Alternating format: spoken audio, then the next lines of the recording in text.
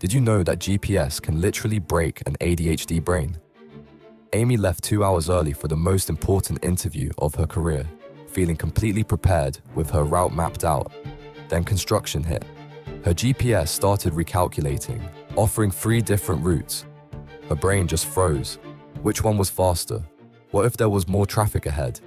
She sat at the intersection for 10 minutes, cars honking behind her, unable to choose any direction. The GPS kept changing its mind. Take the highway. No, surface streets. Actually, go back to the highway. Amy called the company 3 times saying she was lost, while sitting literally 2 blocks away from their building. She could see the office tower, but couldn't figure out how to get there. 45 minutes late, she finally arrived sobbing and completely disheveled. The receptionist looked confused and said the interview was cancelled due to her no-show. Sometimes having too many choices is worse than having none at all.